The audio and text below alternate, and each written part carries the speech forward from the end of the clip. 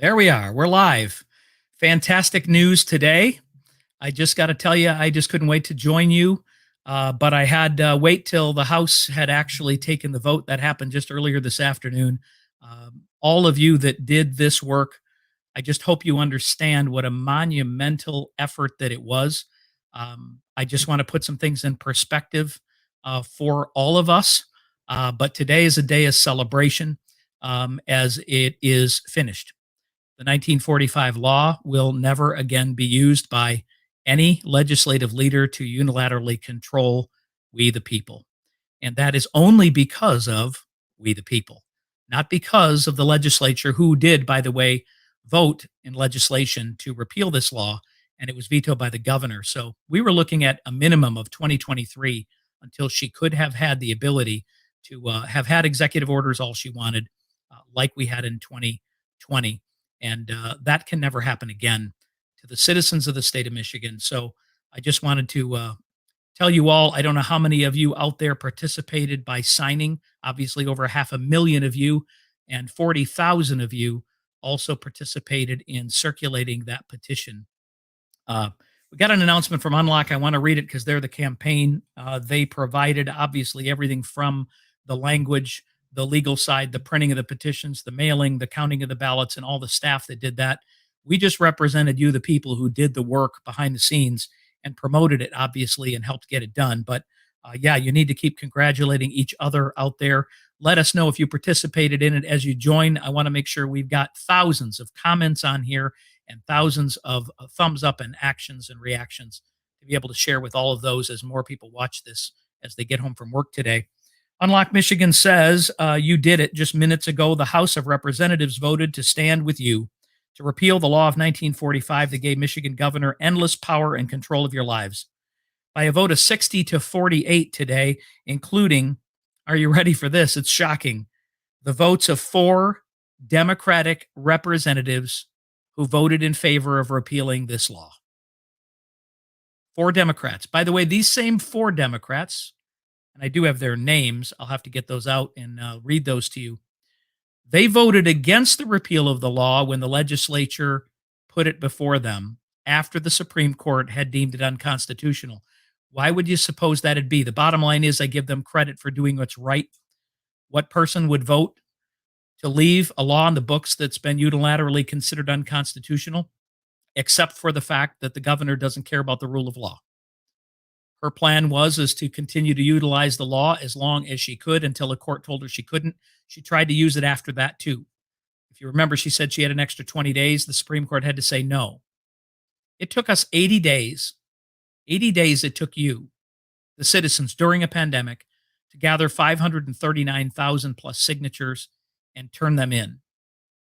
It took our Secretary of State and our Board of Canvassers 292 days to simply analyze enough signatures and to send it to the Board of Canvassers and for them to do their job, which had to be ordered by not one, but twice by the Supreme Court of the state of Michigan.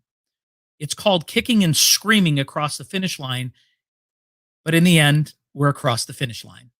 It also exposed them for what and who they are, and it tells you that, again, the rule of law, the laws that are on the books, the suing by the legislature, the Supreme Court saying in October she had to work with the legislature moving forward, none of that mattered to this governor or this administration, nor to the lawyers that represent them and their so-called organization and their attorneys who continued to sue and fight at every turn in order to try and stop the will of the citizens of Michigan.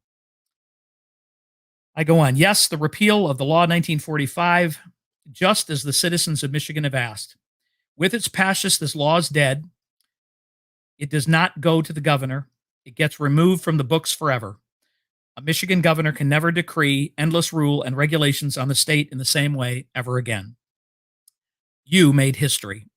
Because of the work you did, the petitions were circulated, the hours you volunteered, and the dollars you donated. Today, citizens of tomorrow will not have to deal with the same arrogant exercise of power that you did over the last 16 months.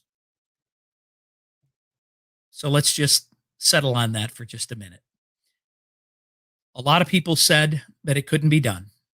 There were people on both sides of the aisle that said a citizens' initiative at a time like this won't be done by the citizens. We will not gather the signatures. We won't do it accurately. We won't return them on time. And if indeed it's done, the legislature won't vote to repeal it. I heard all of the above. By the way, I heard them from both sides of the aisle, from people in the establishment to people on the right side of our own party who believe there was always a better way, a different way. But in the end, none of those things ever came to fruition, did they? None of those things ever came to a vote of we the people. None of them ever went before our legislature. None of them ever went before the Board of Canvassers for a final review or the Secretary of State. Only Unlock Michigan's petition initiative did that.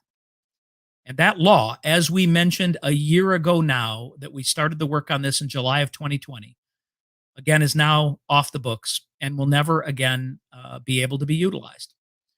We have to be not only thankful for that, but become courageous because of it, and understanding that not only did we do what we did, but that we also had the support of every single Republican legislator. Every Republican in the Senate, every Republican in the House voted to repeal the law, as did 4 Democrats. 4 bold Democrats, or 4 Democrats that are worried about 2022. Now, the reason that's such a fantastic feeling for you and for me is that either somebody in their own establishment or somebody in their own campaigns said to them, the people are real, this law is going away, and we've got you. You can take cover in voting for this so that it doesn't come back against you in the future. But guess what? It still will come back at them in the future, because until it was forced and ordered by the Supreme Court to be a law, no matter what else happened, these same people voted against repealing the law when the legislature voted on it back in November of this past year. And in the case of the Senate, it was last summer. It also put on record the House members who did not bring it up to send to the governor for veto until after the Supreme Court had ruled and until after we turned in the circulated petitions. Many of them didn't believe you could do what you did either. I am so proud of you. The citizens took back control of their government, and the government followed the will of the people. It's how it's supposed to be. It's what's meant to be. And checks and balances are in place for a reason. They're there for them to advise and consent. It's up to us to dictate of what it is we expect for them to do. And they did their job. Put aside the other issues that you don't like about an individual or a group or a party, but every single one of the people that represented conservatism and represented what you did, the hard work you put in during a time of a pandemic, and they were there to vote. So all of those that are out there that will come out and say, it didn't do any good, I've got a question for you. And I'm sure there'll be a handful in here in questions.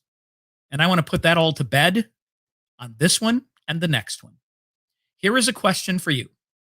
If indeed the 1945 law had not been repealed and the Supreme Court had not acted last year in October, would the executive orders not have continued even until today? If you answered anything but yes, you're not telling the truth. Secondly, if indeed we had not pushed our legislature to not extend the emergency on April 30th and to file the lawsuit demanding that the law not be able to be used, if that hadn't happened, the Supreme Court wouldn't have ruled in October, and it would have taken until today for us to have released all of those executive orders. Number 2. Number 3, and the most important factor that we have to understand, is that in November, we changed the Supreme Court of the state of Michigan. It is now a 4-3 liberal Supreme Court. The reason they fought, first of all, to win the House back was so that this did not get a vote today at all. That didn't happen because of you. Secondly, they thought that if indeed they had a Supreme Court, that they would not, she would veto the bill because she would find the next reason, the next emergency beyond the 28 days, and she would have sent it back through the same court system. And my question to you is, do you believe the Supreme Court would have provided we the people the relief if it was sent back up to them, or would they have looked at the current emergency as something more vital to the health of the people of Michigan and overruled the prior Supreme Court? If you're saying you trust this 4-3 liberal court, you are absolutely mistaken. It was 4-3 in regards to the throwing out that law last October. It's now 4-3 the other way. So don't tell any of us, you that didn't do anything, or you that signed but wanted to be the negative Nancy out there. I just want to let you know that there are many reasons that this was an important day for us. Don't take away the people's work, the people's thunder, the work of the Supreme Court, who did rule 7-0. But that was to say that the Board of Canvassers had one job to do. It wasn't about the 1945 law any longer. That was not before them. It is important this law is off the books. And as we mentioned, it was being done to make sure that this Supreme Court and no future legislature, no future governor could ever utilize that law ever again in the way that it was used and the way that it affected your individual lives. Those executive orders could never happen again beyond the 28 days of the 1976 law. For those of you that talk about repeal of the 76 law, understand the Supreme Court, a conservative Supreme Court, and the legislature all understand that it is vital that we have an emergency act in place to some extent, because there are emergencies that happen all the time across the state. The declaration of emergencies happen, and the most recent was flooding in Detroit. Before that, it could be the Flint water crisis.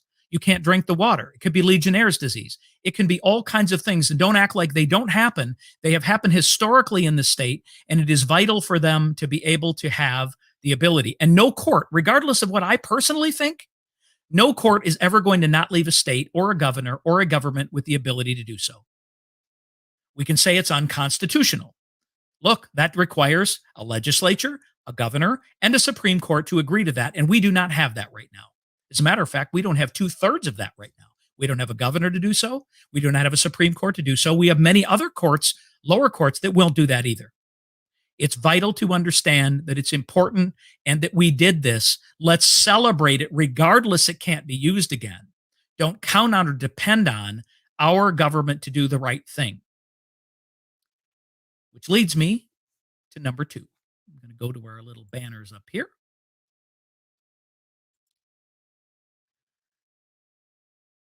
Unlock Michigan 2, the sequel, is starting soon. It's been in the works. Now, if we can, in 80 days, gather 539,000 signatures from scratch, mailing petition sheets to new homes with no places for pickup and drop off. Again, it's at its inception. No ability to communicate events or where they'd be. And by the way, you couldn't have gatherings at your own home. Your businesses were mostly closed. No sports were taking place. No outdoor activities were allowed. Even our own freedom festivals, which became protests for freedom, had to be done specifically for that as a protest. We did that on a number of occasions, but it isn't going to get you 539,000 signatures. We did all of that during that point in time. Now we look at what has happened and the pivot that has happened with the health departments. I'm going to cover, first of all, why we're doing what we're doing. And then I'm going to talk about the naysayers and the people out there that believe that it's just not enough. And then I will address that as well. So Unlock Michigan 2 is going to limit the health department's ability to the same 28 days that the 1976 law allows for. That means health-related issues. It is going to be apparent to all legislatures, Republican and Democrat, because they understand they would be struck down by a court if they did not have the ability to do this in some way, shape, or form for a period of time. We've lived under it and haven't complained about it before. Now we want to limit their time. So let's go back to October of last year. If indeed this petition had been done already, That pause in October, because remember, the governor was given no future, no ability. All the executive orders were gone. Any way forward had to be done utilizing and working with the legislature, checks and balances as our system demands. That would have only given this health department 28 days for a pause in October. And by the middle of November, when we were supposed to be free, and the governor said, sorry, we're going to go until after Thanksgiving. Sorry, we're going to go to mid December. And all of you thought, that's it. New Year's is going to be a terrific place for all of us. And of course, we couldn't allow that because you couldn't be trusted. So it's continued even till today when it comes to the schools, when it comes to what the counties did, backing up the state health department rules. Robert Gordon, Elizabeth Hertel, and what did she say before the Senate committee? I may have to unilaterally, without the Senate's approval, continue unilateral authority over all things and all people for a year and possibly forever. That's what she said. That's what she means. And until an election changes, it will not be any different. If we limit this to 28 days, last year, mid-November, your businesses would have been free. Your restaurants would have been able to make decisions because our legislature was clear that they thought it should be left to the individual businesses, the individual school systems, the individual local governments and bodies, and the individuals themselves as to what they chose to do with their bodies, what they chose to do with their businesses, the hours of operation, how many tables you'd have in there, when you were going to close your business, and whether or not you were going to operate. And then it was up to individuals whether they wanted to go or they didn't. Other states across this country did that, and they did it just fine. And they've recovered quicker than we are because we're 50th out of 50 in recovery based on the lockdowns, which simply didn't work. It is vital that we take this step to put the pressure on the health department to know the days are numbered and to put the notice on everyone else from our businesses, our restaurants, our bowling centers, individuals that work for places, school systems, and school boards, that there will be no enforcement capability because we're coming. We're coming for that authority. And as I wrote in my lead up to this, we need your help. We did this last time without places to go, without meetings or gatherings to get signatures. And all those are open to us now. We can openly go and show up everywhere we want to and get signatures from as many people. Tell me how many restaurants in every county across the state aren't going to offer petition sheets for people to sign. How many businesses aren't going to offer that? How many bowling centers aren't going to be there to line up and sign? I'm excited. How many people that participated and let them play? How many people who watched their children be forced to wear masks in school? How many people that were forced to non-in-person learning or be told again limits and curfews and license pulling that could have all been eliminated? And with this, it will be limited. Secondly, this is also going to limit local health departments as well, because the State Health Care Act, as you know, allowed them pretty much capacity or non-gathering limits, unlimited, as we've seen. No courts have overruled it, have they? Now, you can call it unconstitutional. You can call it anything you want. Here is my question to those same people that are questioning Unlock 2. And it's a lot of them from the left. And then there are some, of course, from our side as well, because they believe they have a better way. Where is their better way? What legislature or legislative bodies do they have to vote this in? Will the governor sign it if indeed the legislature's passed? The answer is no, nothing, and no, and no. They don't have any of the above, but they have the answer. And here is my question to them, because this is what Stand Up Michigan did last year. And we said, you need to stand up. You need to open your doors. You need to battle this. And many did, but the majority did not. And when I say the majority, I mean 90%, maybe more, of Michiganders consented to everything we just talked about. We can talk till we're blue in the face of what is constitutionally right or wrong. But unless the people will realize and recognize that and stand up to it, unless the legislature will pass this, and indeed everybody from local police to the sheriff's department to the state police will not enforce these things, then what good, or what is it we're talking about? If you have an elephant in front of you and you're told you have to eat it again, my gut tells me you have to do that one bite at a time.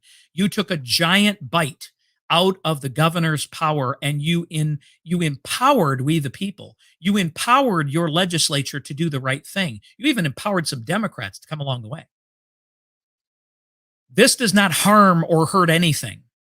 And to say that we did something or are doing something that's going to limit power and that somehow that's not enough is absolute craziness, because it requires millions of dollars, a million, 2 million, whatever you want to call it. It requires a huge amount of resources to run a petition initiative. And by the way, if we ran an initiative that if we got the signatures, the legislature wouldn't pass, if we got the signatures that the courts would not uphold, then we will have wasted your time, your energy. And that's exactly what would happen if we tried to eliminate these laws or rules to have an emergency act. You can believe me, you cannot believe me, but I also told you we would get the votes, and we got 100%. I told you we would have people that would act, and we got those. I told you we'd have citizen circulators that would get this done, and we did it in record time. Not because of me, because I knew the power of the people. I read the thousands of texts and emails that we get of the people that are ready to get involved. And now I want to challenge you with something else. We have to stop looking at everything as black or white. I understand the Constitution is black and white. Believe me, we are here to protect your sacred values, your citizen rights, your constitutional freedoms at all costs. But we've been battling that for the last year, and the problem is we have a dictator who has attempted to do things against us, and we have courts who have not upheld those, and we have had to take matters into our own hands, and that's what we're asking you to do one more time. Probably going to ask you to do it a third time, and that might involve some election integrity issues. Would you get involved then? Or would it not be enough?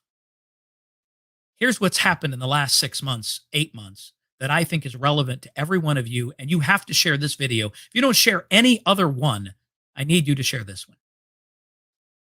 We have hundreds of thousands, if not millions, of Michiganders who voted in this last election for freedom, for individual rights and freedoms, to protect those things. We all know what happened in the election. It didn't change the hearts and minds of those people. And those same hundreds of thousands of people, millions of people, I would dare say, are not political people. They are not apolitical. They are not a Republican. They're not a Democrat. They don't even want to identify as a conservative, a libertarian, a liberal, whatever you want to call or put a face or name on it, because it doesn't mean anything. It all matters the character of the man, the character of the individual, doesn't it? It is important right now, with the opportunity that lies before us, that we open up our tent. If we're going to preserve these freedoms and liberties, we need the vast majority of the people in the state of Michigan to join us. That means we have to do what we can to preserve those liberties. We have to change those people that have been elected. Yes. We have to change the people at the top as leadership. Yes. That's in 2022. But it's important we bring them together right now and let our legislature know and drive down the popularity or non-popularity of the existing person in charge.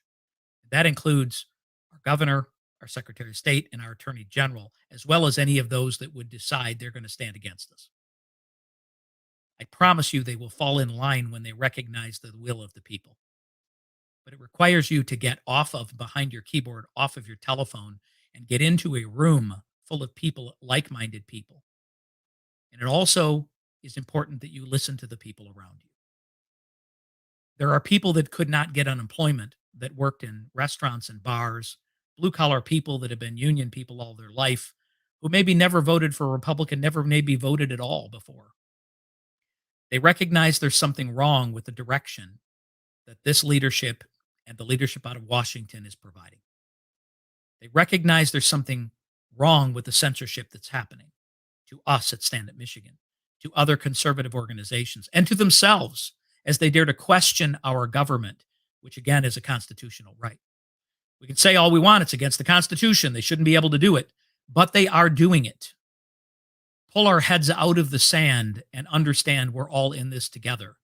We are the majority. We need to be an extreme vocal majority, and we need to be an in person majority because then we drive the narrative.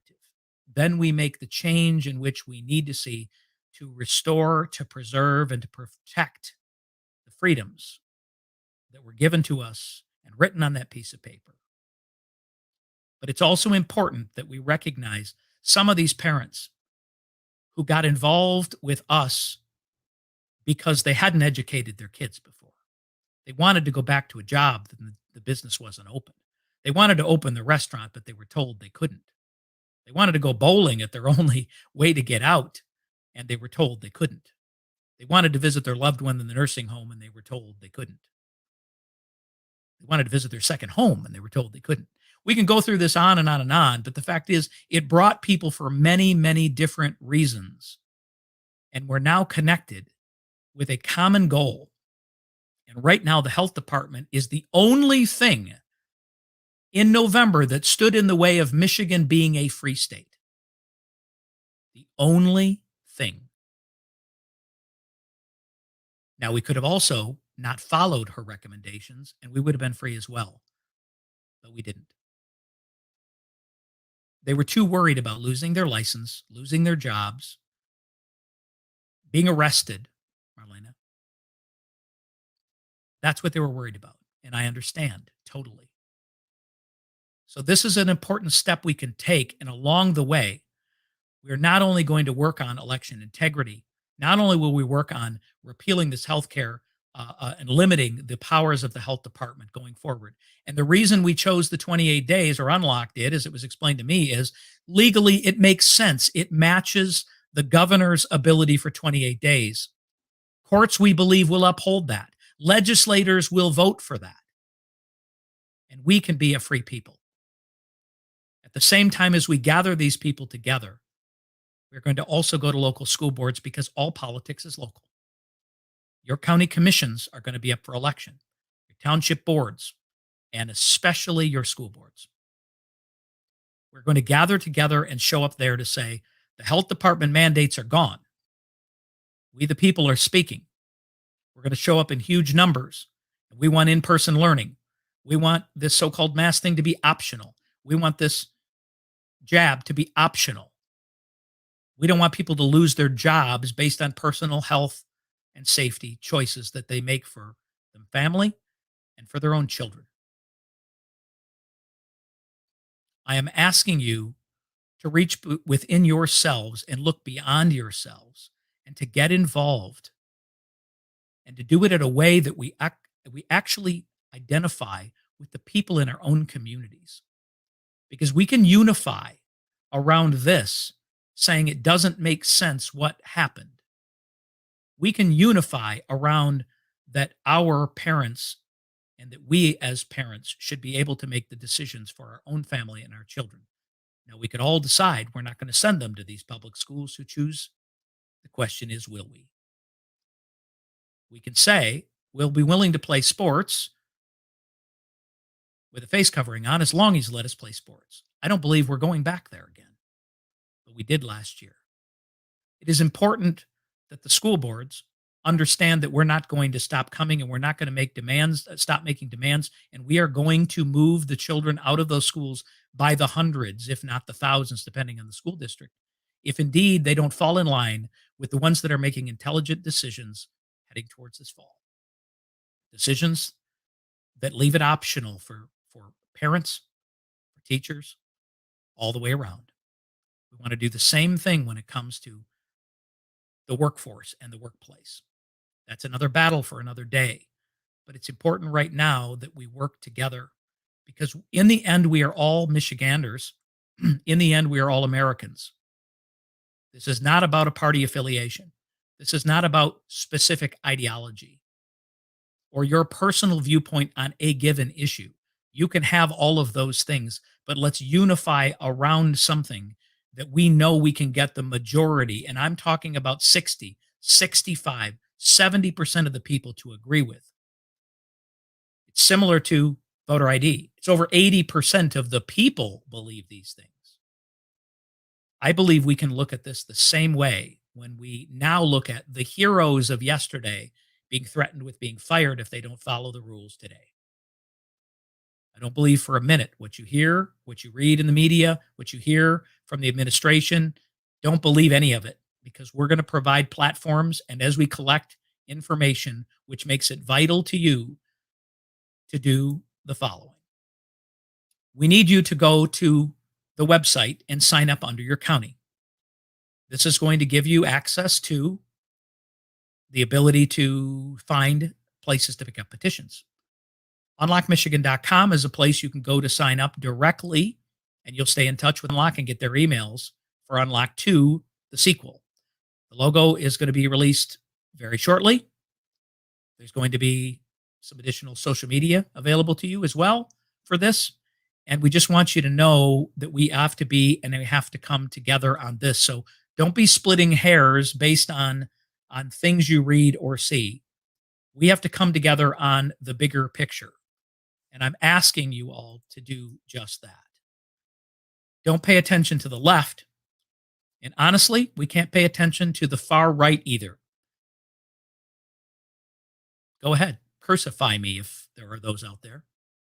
We are here to defend your individual rights and liberties. We're also here to defend the rights and liberties of all Americans. I, too, only want to look at the character of the individual and replace the people that will not do more things for us. But until we do that, and until we change our school boards and our county commissions, change our legislators, and get the governorship, we can't accomplish those things.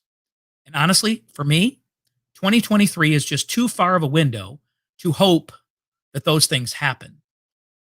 The only thing you can control is what you do today, the decisions you make to get involved in your own community, because collectively we're going to accomplish Unlock 2.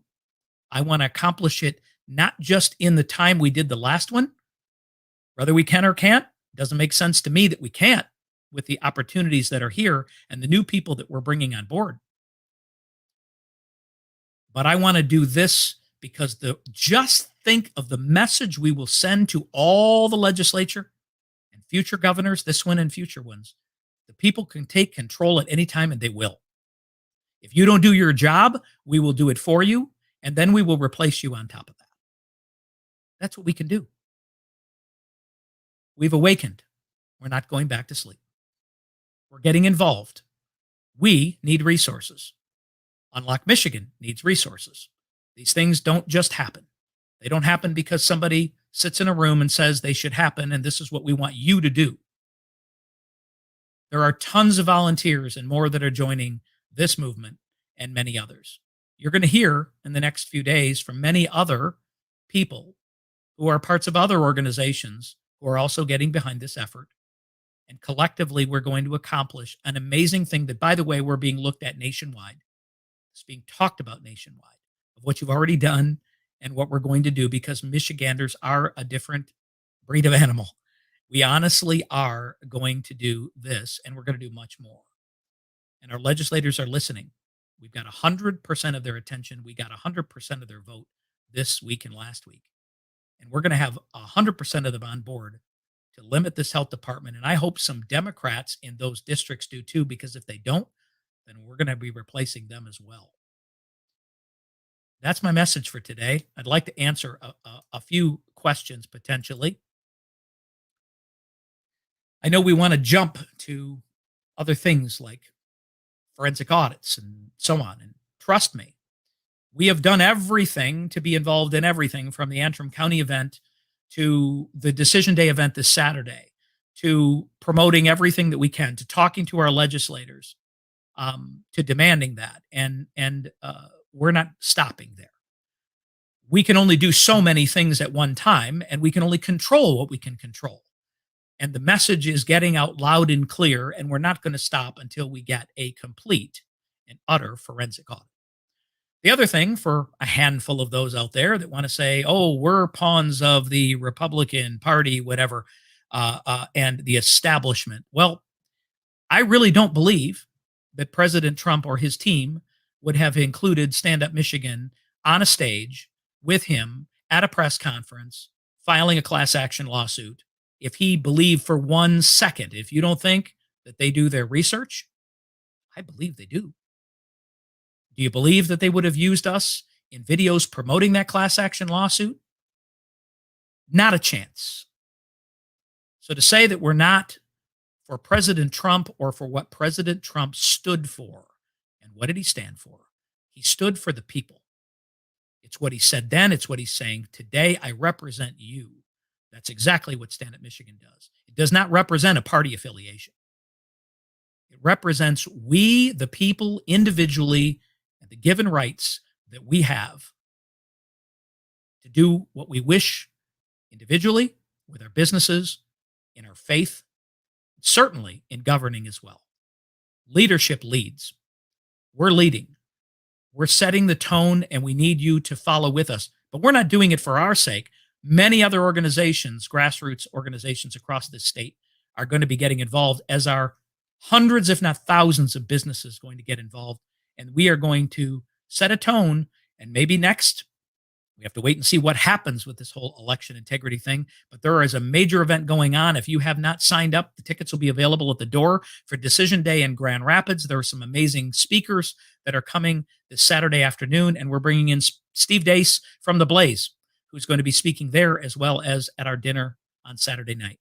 I just want you to know that we're doing everything we can on every area that we can be involved in. And I have to ask you, again, to share this video. Share it with everybody far and wide so that they know what it is, know why it is we're doing what we're doing. And are there always alternatives that would be better in a perfect world? Absolutely. If we elected a different governor, let's say we elected DeSantis, do you think we'd be where we are today? No, but we didn't. Do you think if we hadn't passed redistricting lines and passed by 60-some%, a lot of our side voted in favor of changing the state's constitution for voting rights? And it has hampered many things that we're trying to accomplish right now, many more than you realize. Because we, the people, either didn't vote or we, the people, voted in favor of these changes. And we're going to see the catastrophe that these district lines have on the state of Michigan, and the ability of us to be able to control our districts and who we put up and who controls our legislature going forward. I promise you that. Elections have consequences. We elected all three of those women in Lansing. We elected, and we changed that state constitution, like it or not. Now it's going to happen in future elections, but let's start one community at a time, one county at a time, and let's do what we can to control things as a group of people, promoting and protecting all of our citizens. It's important that we do that, and we will bring them along, and we will share with them the truth about the Constitution, the truth about individual liberty, why things were done the way that they were done. And those of you that are willing to serve, we're going to help provide resources to train you, to be able to support you in your areas and in your communities. And so far, we've already had over 20 counties that have kicked off chapters, and these are going to become hubs and points where there will be drop-off and pickups and meetings. And they're going to be involved in this, and they'll be involved in election integrity. They'll be involved in school issues and school board issues, critical race theory. There's so many issues we have before us today. We can only handle them one thing at a time, but the main thing we got to do right now is bring everybody together. Any other questions specific? Exactly. Never again. Never again. And remember, keep standing up, and our people are going to show up. Understand there will always be negativity from both sides and all sides. And even as you read this in the legislature, you read this in the news about what happened today, it will be slanted, as we can see. We'll post incredibly positive articles for you to see. Unlock 2, the sequel, is coming soon, sooner than you think. We'll have kickoffs. I'll be doing lives on it. We'll be doing signups. If you're part of our county and already signed up, you'll be getting emails directly of how it is that you can sign up. And again, if you go to unlockmichigan.com and you want to sign up there, they will stay connected directly with you. They have some very incredible ideas of getting petitions in the hands of everyone who is involved before. So stay tuned for that as well. But let's celebrate tonight. Let's celebrate all the work we did and all the naysayers who said we couldn't do it, we wouldn't do it, they wouldn't vote for it. It's done. The law is repealed to never be used again, and the health department will soon be limited in the same way. And then what's next? Election integrity is next. We're coming for you. Legislature, be ready. Be ready to run these up a flagpole, because if she wants to veto them, they're fine. We'll drive her popularity down in the 30s and we'll destroy her before we ever get to the 2022 election. We are going to prevail. I thank you for all you've done. I thank you for sticking with us and believing in us. And we hope that because we've accomplished this together, that it gives you more courage to speak up and to stand up, because together we can accomplish anything and we can change the world. God bless every one of you. God bless America. We'll talk soon.